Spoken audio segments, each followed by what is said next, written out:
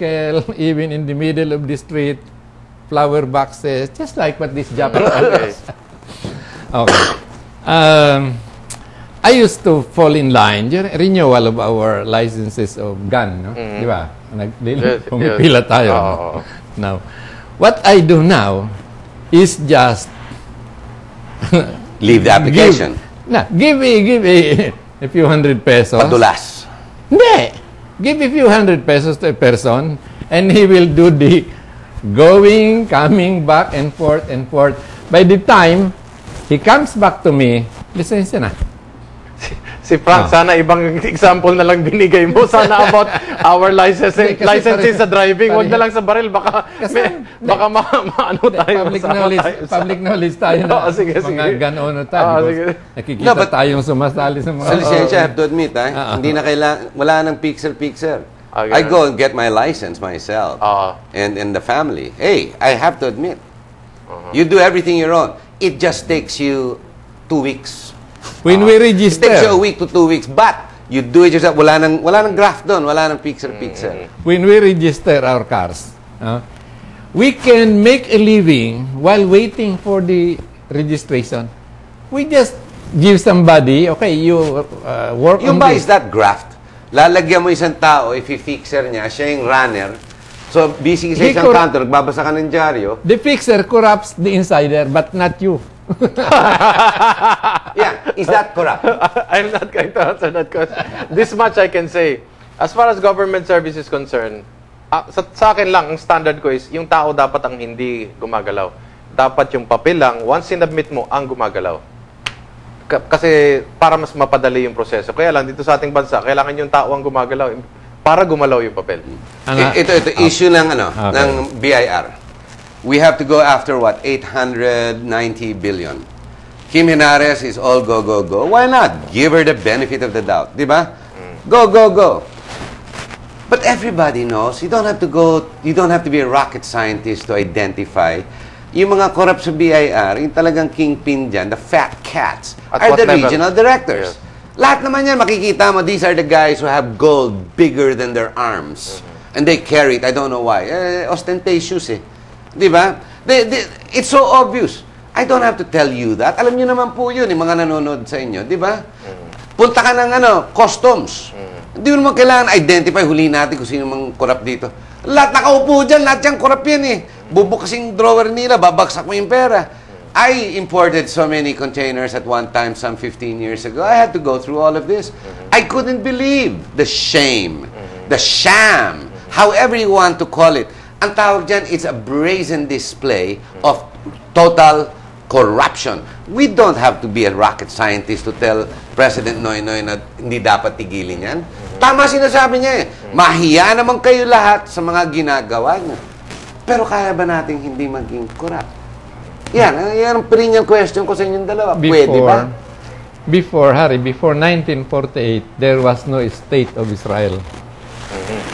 When this resolution was introduced, giving the wandering Jews the state, there was a turmoil in the United Nations organizations. They could not convince people to vote in favor of the giving of a piece of real estate to Israel. And you know what they did? All the ambassadors were given a piece of diamond. Diamond. The same diamond. Hindi pa rin nilakihan ng nilakihan. Until the crucial vote. So they bought the votes. They corrupted the ambassadors to vote for the state of Israel. And the crucial vote that created the state of Israel was our very own Carlos P. Romulo. Binigyan Yes. Okay. Yes. And that nobody can dispute that. No, okay. That's why corruption is not only on the local level, national level, but in the international level. No, we see that in Japan. The presidents come and go every 8 to 9 months, especially now, kababago lang yung party, the Democratic Party of Japan. Again, they got shaken by corruption. Doon sa Japan, it's just perception of corruption, but because there's what you call face, di ba? They step down right away. We see this all over. Karzai, di ba? All the way in Afghanistan and Pakistan. it's so obvious the guy is so corrupted and his people are suffering, but it continues. Somalia, Nigeria, everywhere else.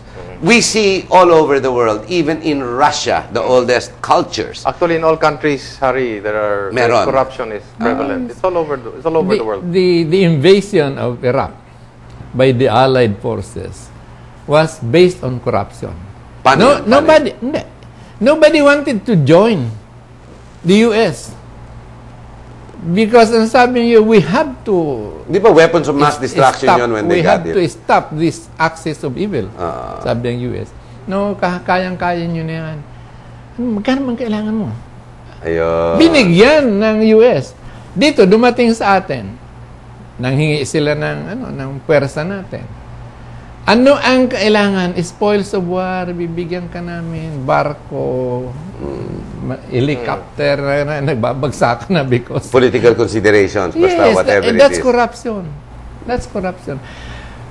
The US would not have been able to master 27 allies during the invasion of Iraq, were it not for corruption. Actually, Harry, we're just talking here of levels of corruption.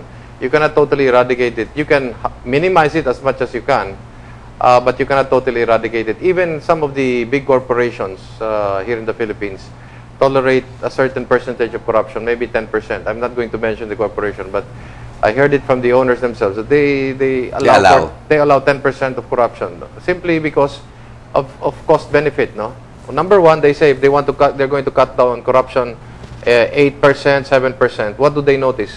For them to be able to run after these grafters, they have to hire more lawyers to file the cases. They'll have to hire more accountants. They have to hire more auditors. And then, should we aspire to be graft-free and corrupt-free at least? And then the worst part is their employees become lethargic because their margin for commission is now lower. So they allow at least 10% to play around with the 10% of corruption. Maybe we can that is probably an acceptable level. That's why you don't have to wait for 6 months. But 1% and 0% are two different figures. 1% already allows you to be, you're already corrupted. 0 is not. Correct. So should we aspire to even be definitely. However, again, but why aspire for something that's not possible? Numbers here, Harry, are very relative because you have to apply the percentages vis-a-vis the country that you're talking about in terms of their economy and their development. If you're talking about just 5% of level, let's say in Japan, that's nothing because the country is very rich, the people are very rich. But if you apply 5% to Somalia, my goodness, that's very bad for that country. It will be very bad. In the same token, in our case, you're talking about 30% at minimum, our people are impoverished. And then you're going to talk about this much of corruption going on. It's unconscionable. You see? But what's the difference of being conscionable when corruption is corruption? It's supposed to be... The difference is this, Harry. Iba yung ninanakawan mo lang ang kaba ng bayan kesa yung ninanakawan mo mga mahihirap na, ninanakawan mo pa ng pangarap nila, ninanakawan mo pa ang kinabukasan ng mga bata nila. And the worst part is, kaya nga pangit ang pagpapatakbo ng bansa, kaya naging ibang bansa na yung mga tao natin. Ganun ang epekto. I think for every peso that you steal in the Philippine government, ninanakawan mo talaga yung pobre. Yung pobre, that's the honest truth. Kaya nga sabi ni President Noynoy, pwede na kayong mangarap ngayon. So titignan natin talaga. Let's stop there. Is it true? Pwede na ba tayong mangarap? Sana. To what? Not to be graft-free? Is it possible? Physically possible. Is it possible to be graft-free? Bakit? Tulog ba tayo? Tinatanong ko nga eh. Kaya nga, kasi ako napapanood ko, nababasa ko araw-araw. The President should have said that if he knew that his subjects were all sleeping in deep slumber. Kaya ba ng mga cabinet secretaries niya na hindi maging corrupt? Can they live on their wage? Wag na natin ipasok. Sinasabi ni Frank kanina yung allowances. That's why... Hindi. Pag kinuha mo yung alam mo, I understand na maraming perks to the office. But the perks to the office, if I'm not mistaken, were created for specific use for the work intended. Okay. But when you put that in your pocket para iuwi mo para sa mga anak mo, ninanakaw mo rin yan. Obviously. Now, Kaya ba ng mga government cabinet secretaries mabuhay ng 35,000 naman? Kaya ba nila? I challenge you kasi alam ko hindi.